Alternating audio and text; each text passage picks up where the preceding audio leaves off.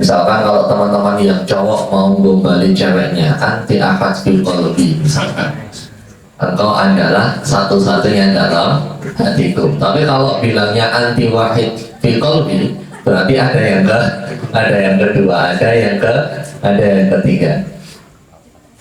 Ahad adalah satu yang tiada duanya, bahwa Allah Subhanahu wa Ta'ala itu punya sifat satu yang satu-satunya, tidak ada zat yang semisal dengan Allah Subhanahu wa Ta'ala. Wa laisa kamitslihi syai'un, kata Allah, bahwa tidak ada satu zat pun yang semisal dengan Allah Subhanahu wa Ta'ala.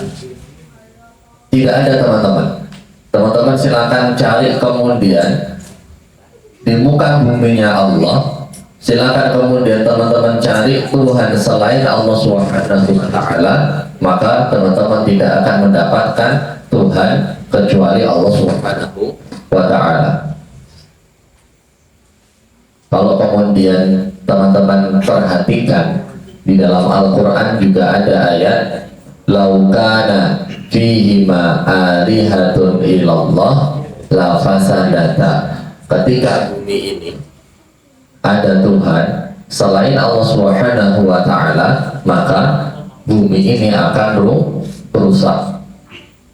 Maka satu-satunya Tuhan yang ada di muka bumi ini hanyalah Allah Subhanahu wa Ta'ala. Tidak ada Tuhan selain Allah, tidak ada yang bisa kita yakini sebagai Tuhan selain Allah Subhanahu wa Ta'ala. Qul huwallahu ahad.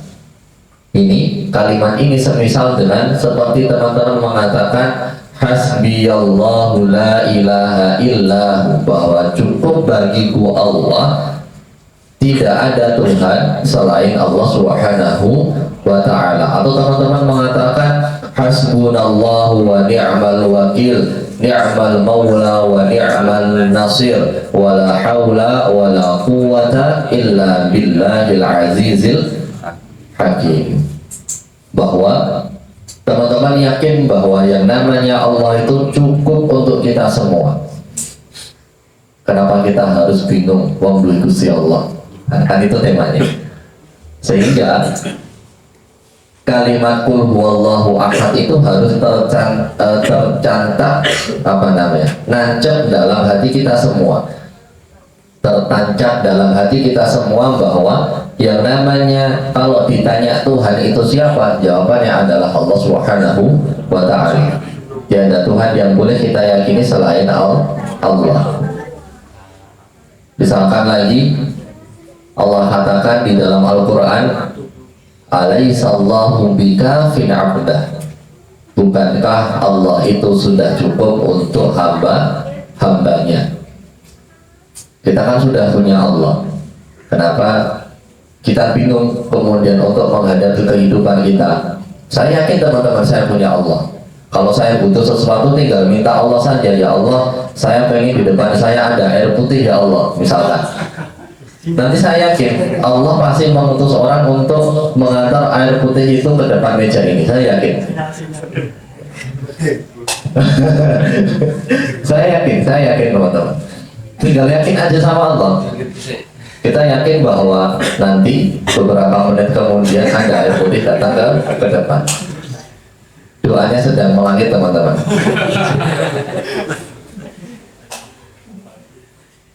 Dan itu bukti bahwa memang benar-benar Allah Subhanahu wa Ta'ala itu yang akan kemudian mengurusi urusan hambanya. Alaihissallahu bikafin abdah. Apakah kemudian Allah itu tidak cukup untuk hamba-hambanya? Bukankah Allah itu sudah cukup untuk memenuhi setiap kebutuhan hambanya? Maka teman-teman semua, perintah qul, katakan Allahu ahad, itu bukan hanya sekedar perintah saja, tapi itu adalah perintah yang kemudian harus kita tanamkan, harus kita tancapkan dalam hati kita bahwa tiada Tuhan selain Allah. Nah, doa saya sudah terkabulkan. Masya Allah. Maka alhamdulillahirabbil alamin wa jazakumullah khairan. Nah, teman-teman semua, bukti bahwa Allah Subhanahu wa Ta'ala itu benar-benar mencukupi kebutuhan kita. Tinggal minta sama Allah. Susahnya apa minta sama Allah? Susahnya apa berharap kepada Allah Subhanahu wa Ta'ala? Kadang-kadang kita itu terlalu terhantui dengan pikiran kita sendiri. Nanti kalau minta sama Allah dijawab enggak ya? Nanti kalau doa sama Allah, Allah dengar enggak ya? Nabi Zakaria, teman-teman, ada yang kenal Nabi Zakaria? Tahu atau kenal? Tahu ya, Nabi Zakaria. Beliau adalah seorang nabi yang sudah lama tidak punya anak. Bahkan sampai di usia tua tidak kunjung Allah berikan anak dalam kehidupan beliau. Sampai beliau berkata dalam Quran surat Maryam dengan kalimat qala rabbi wa hadal 'azmu minni. Ya Allah, tulang saya itu sudah keropos. Wasta'ala ra'su syaiba, dan saya juga sudah tua ya Allah, sudah beruban ya Allah. Tapi ya Allah, dalam doa saya kepada Engkau minta anak, walam akun bidu'aika rabbi syaqiyya. Ya Allah, saya itu tidak pernah merasa kecewa ketika saya berdoa kepada Engkau. Puluhan tahun gak punya anak, minta kepada Allah agar diberikan anak. Di usia tuanya masih kunjung juga belum punya anak. Beliau masih punya keyakinan bahwa ketika berdoa sama Allah, hasilnya tidak akan mengecewakan. Teman-teman pernah merasa kayak dalam hatinya terbesit, aku nanti kalau doa sama Allah kira-kira dijawab nggak ya? Aku nanti kalau minta sama Allah, Allah dengar nggak ya? Aku kok rasanya kecewa ya, doaku nggak dijawab sama Allah. Padahal doanya baru kemarin, teman-teman. Padahal doanya baru kemarin. Nabi Zakaria puluhan tahun baru kemudian akhirnya dikaruniai seorang anak bernama Yahya. Walam akun bidu'aika rabbi syaqiyya. Ya Allah, saya kalau berdoa kepada Engkau tidak pernah kecewa. Nabi Ibrahim alaihissalam berdoa kepada Allah dengan kalimat Rabbana wa ba'ats fihim rasulan. Ya Allah, utuslah di tengah-tengah tempat ini, yaitu Mekah Al-Mukarramah, atau kemudian Inda Baitikal Muharram, rumahnya Allah yang kemudian disebut sebagai Al-Haram. Nabi Ibrahim berdoa ketika beliau di tempat tersebut berdoa dengan kalimat Rabbana wa ba'ats fihim rasulan. Ya Allah, utuslah seorang rasul yang kemudian berasal dari tempat ini. Beliau berdoa, baru kemudian terjawab 30 keturunan selanjutnya, yaitu kemudian diutus Rasulullah Muhammad SAW. Bahkan kata Nabi SAW riwayat daripada Ibnu Ishaq bahwa ana da'watun abi Ibrahim, saya itu adalah jawaban daripada doa bapak saya, yaitu Ibrahim. Puluhan generasi baru kemudian terjawab doanya. Dan kita masa baru kemarin sudah merasa dikecewakan doa kita oleh Allah Subhanahu wa Ta'ala. Kuncinya cuma mau minta, teman-teman. Ini untung saya mintanya cuma air putih. Kalau nanti saya mintanya misalkan es teler misalkan, barangkali juga nanti Allah berikan, tapi nggak tahu es telernya itu datanya sekarang atau besok atau kapan. Tapi minta dulu aja sama Allah, minta dulu aja sama Allah bahwa kita yakin doa kita itu nanti suatu saat akan dijawab oleh Allah Subhanahu wa Ta'ala. Barangkali nanti selanjutnya saya di teras dakwah, di depan saya ada es teler, di teras dakwah, di teras kebaikan. Barangkali kan, nanti kita lihat saja. Kita lihat saja nanti di pertemuan selanjutnya. Kalau tidak ada es teler, maka berarti mungkin pertemuan selanjutnya.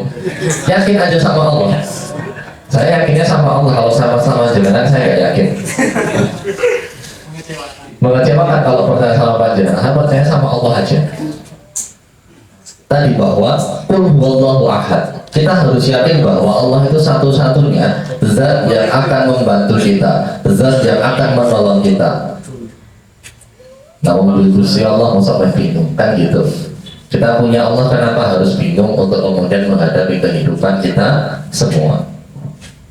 Walam akun bidu'aika rabbi syaqiyya. Saya kalau berdoa kepada Allah tidak pernah merasa kecewa. Nabi Zakaria puluhan tahun doa yang baru dijawab. Nabi Ibrahim bahkan puluhan generasi selanjutnya baru dijawab doanya. Maka kita yang baru kemarin berdoa sama Allah, ya Allah, jodohkan saya dengan dia ya Allah. Kalau dia jodohnya orang lain, jadikan orang lain itu saya ya Allah, misalnya. Baru berdoa kemarin, terus kemudian besoknya belum segera Allah jawab, sudah merasa kecewa. Yakin aja sama Allah.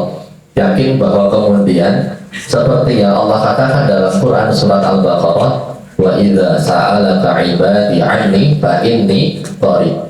Ketika hambaku bertanya tentangku wahai Muhammad, maka katakanlah aku dekat. Ujibu da'watad da'i idza da'an, dan aku akan selalu menjawab doanya para orang-orang yang berdoa kepadaku. Ujibu da'watad da'i idza da'an, tapi syaratnya adalah falyastajibu li wal yu'minu bi. Hendaklah kemudian mereka yang berdoa kepadaku, ketika aku minta untuk beriman kepadaku, ketika aku minta untuk beribadah kepadaku, mereka juga ikut dengan apa yang aku perintahkan. Syaratnya hanya kemudian kita yakin sama Allah Subhanahu wa ta'ala, yakin bahwa doa kita suatu saat akan dijawab oleh Allah Subhanahu wa ta'ala. Qul huwallahu ahad, bahwa Allah itu satu tiada dua. Lalu ayat selanjutnya Allah katakan Allahus Somad. Apa arti as-somad? Tempat bersandar. Kalau tidak ada pundak untuk bersandar, maka aku punya Allah as-somad yang senantiasa siap untuk menjadi sandaran dalam berbagai masalah kehidupanku. Itu kemudian Allah as-somad. Kata as-somad ini teman-teman, para ulama itu punya pendapat yang macam-macam. Di antaranya misalkan ada ulama yang mengatakan yang namanya as-somad itu artinya adalah al-maksud inda kullil hajah, adalah zat yang kemudian menjadi tujuan setiap kita punya kebutuhan. Itu namanya as-somad. Atau kemudian ada ulama juga yang mengatakan yang namanya as-somad itu adalah as-sayyidul ladzi la fawqahu ahad, laisa fawqahu ahad, adalah zat yang kemudian memimpin dan tidak ada seorang pun yang berada di atasnya. Zat yang kemudian betul-betul pimpinannya itu sudah menjadi kekuasaan yang sangat absolut. Posisinya adalah paling atas. Kalau sekarang kita temukan presiden, di atasnya ada kemudian misalkan rakyatnya. Kemudian misalkan pimpinan-pimpinan negara, di atasnya kemudian ada pimpinan-pimpinan daripada PBB misalkan. Ini kemudian ketika kita temukan pimpinan di dunia, di atasnya pasti ada atasnya pimpinannya lagi, RT ke RW, RW ke lurah, lurah ke kecamatan, camat kemudian ke bupati atau ke wali kota, dan seterusnya sampai ke atas. Dan yang namanya as-somad itu adalah as-sayyidul ladzi laisa fawqahu ahad, adalah zat yang kemudian menjadi pemimpin dan tidak ada zat lain yang kemudian berhak untuk memimpin beliau. Itu adalah Allah Subhanahu wa ta'ala. Atau juga ada yang mengatakan al-baqi ba'da fana, al-baqi ba'da fana'i khalqihi, adalah zat yang kemudian senantiasa selalu ada setelah kemudian makhluknya itu pada akhirnya akan hilang. Itu kemudian yang disebut sebagai as-somad. Banyak sekali kemudian pendapat ulama teman-teman terkait tentang as-somat. Tapi saya ingin kemudian menjelaskan kepada teman-teman semua pendapat yang pertama, bahwa yang disebut sebagai as-somat itu adalah al-maksud fi kullil hawaij, kata para ulama, adalah zat yang kemudian dituju setiap kita semua punya kebutuhan. Di sini siapa yang nggak punya butuh? Coba angkat tangan. Kalau kata teman saya, orang yang nikah itu masalahnya banyak, butuhnya banyak, terkait istrinya, anaknya, SPP-nya, lalu kemudian biaya sekolah anaknya, biaya rumah, terus kemudian tagihan listrik dan sebagainya. Kebutuhannya banyak orang yang sudah menikah. Tapi kalau orang yang belum nikah, itu kebutuhannya cuma satu. Kapan nikah? Kalau orang yang orang yang kemudian dia sudah menikah, kebutuhannya banyak. Orang yang belum menikah, kebutuhannya satu, kapan nikah. Intinya adalah kita semua manusia yang punya kebutuhan masing-masing. Yang masih sekolah juga punya kebutuhan, misalkan kapan saya bisa lulus sekolah dengan waktu yang lebih cepat. Yang sudah kuliah juga punya butuh sendiri. Yang sudah menikah juga punya butuh sendiri. Semua punya kebutuhan masing-masing, dan Allah sediakan Asmaul Husna As-Somad sebagai bentuk sayangnya Allah kepada kita ketika kita merasa bahwa kita sedang butuh sesuatu, maka ada Allah As-Somad. Ya Allah, saya butuh mic baru ya Allah.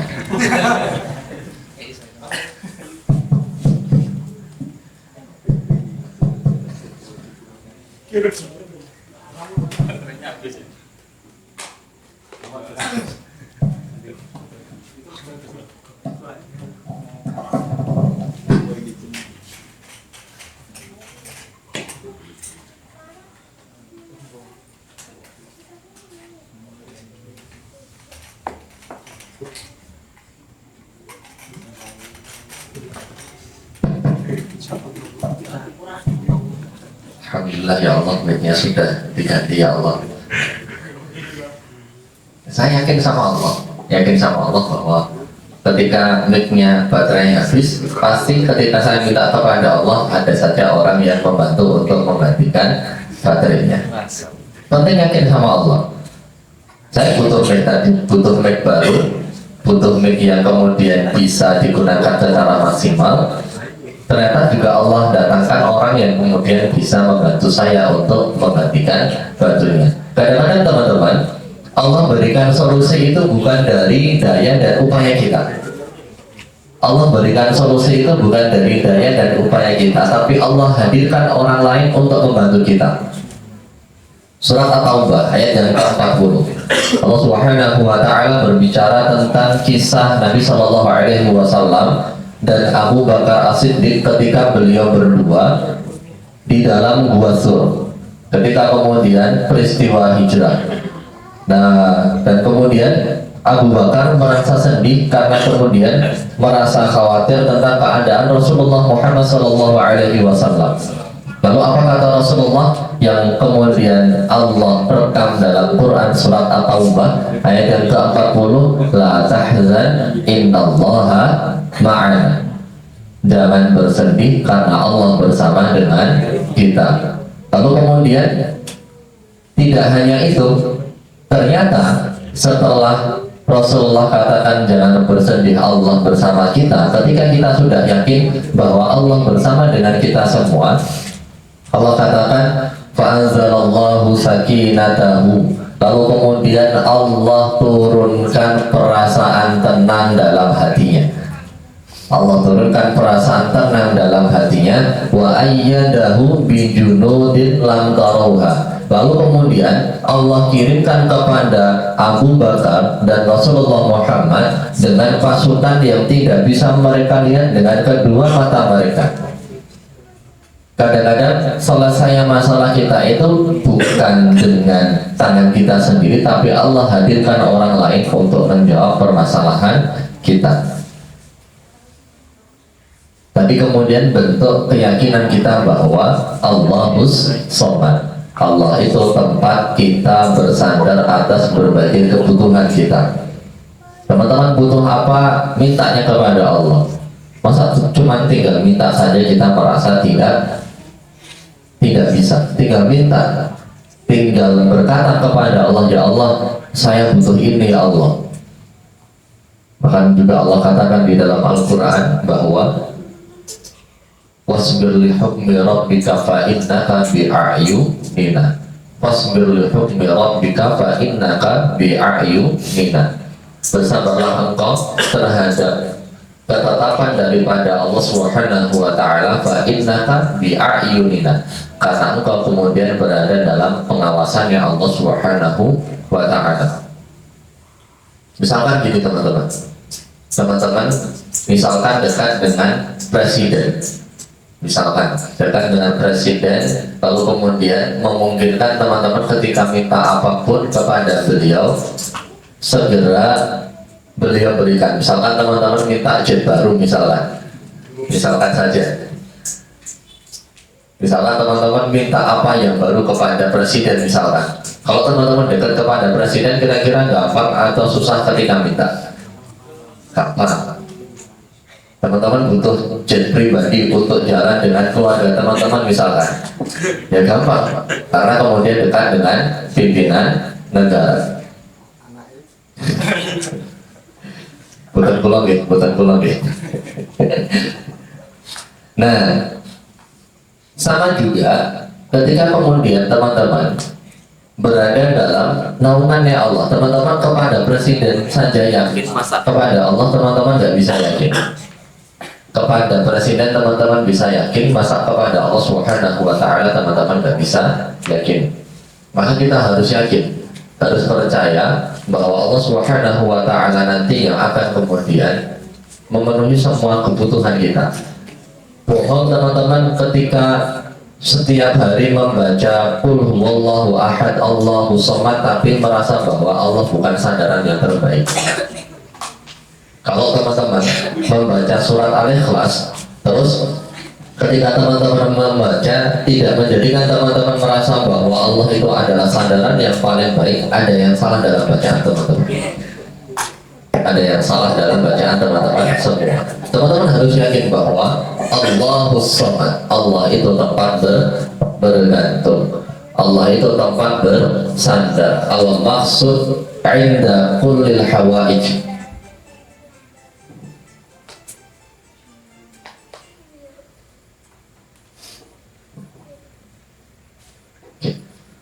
Al-maksud inda kullil hawaij adalah kemudian Allah itu zat yang kita tuju ketika kita butuh apapun itu. Hanya kepada Allah kita minta, hanya kepada Allah kita kemudian menitipkan semua harapan kita semua. Wa idza a'lamta fatawakkal 'ala Allah. Surat Al-Imran ayat yang ke-159. Kalau kemudian kita sudah punya tekad keinginan tertentu, maka titipkanlah tekad dan keinginan kita hanya kepada Allah Subhanahu wa ta'ala. Allahus Somad. Lalu kemudian lam yalid wa lam yulad, Allah itu tidak melahirkan dan Allah tidak dilahirkan. Kenapa demikian? Kenapa Allah katakan bahwa Allah tidak beranak dan tidak diperanakkan? Karena musuhnya Rasulullah Muhammad, baik itu musyrikin, baik itu orang-orang Nasrani, baik itu orang-orang Yahudi, itu kemudian tiga-tiganya punya keyakinan bahwa Allah itu punya anak. Orang-orang Quraisy punya keyakinan al-malaikatu banatullah, malaikat itu adalah anaknya Allah. Lalu kemudian orang-orang Yahudi punya keyakinan Uzair ibnullah, Uzair adalah anaknya Allah. Orang-orang Nasara punya keyakinan bahwa Isa ibnullah, adalah Isa itu anaknya Allah. Musuhnya Rasulullah Muhammad SAW semuanya punya keyakinan bahwa Allah itu punya anak. Maka Allah katakan lam yalid wa lam yulad. Allah itu tidak punya anak dan kemudian tidak diperanakkan. Orang-orang yang memusuhi Rasulullah mengatakan wa qalu takhadallahu walada. Mereka mengatakan bahwa Allah itu punya anak. Lalu kemudian Allah katakan subhana, tidak mungkin Allah punya anak. Quran surat Al-Baqarah. Wa qalu takhadallahu walada subhana. Tidak mungkin kemudian Allah punya Allah. Maha suci Allah, tidak mungkin kemudian Allah itu punya anak. Maka teman-teman semua, rahimani wa rahimakumullah, surat Al-Ikhlas ini kenapa kemudian dijadikan sebagai sandaran, sebagai pokok, bahkan tadi disebut sebagai sepertiga Al-Quran? Karena kita semua harus punya keyakinan bahwa tiada Tuhan, tiada Rob yang kita kemudian harus yakini kecuali Allah, karena ciri-ciri Tuhan yang paling sederhana itu ada pada Allah Subhanahu wa Ta'ala. Kalau kemudian misalkan kita pakai logikanya saudara-saudara kita yang tidak punya keyakinan seperti keyakinan kita, kalau kemudian kita katakan Uzair ibnullah, Uzair itu adalah anaknya Allah. Ketika kita menyebut bahwa Allah itu punya anak, maka yang menjadi kerancuan adalah misalkan ada orang tua ketika orang tua tersebut punya anak. Ketika orang tua punya anak, dia punya sifat ketergantungan kepada anaknya.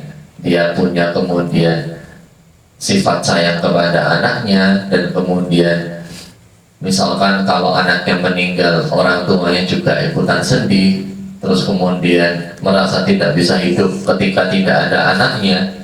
Maka ketika ada Tuhan yang punya anak, ini logikanya sangat terancu.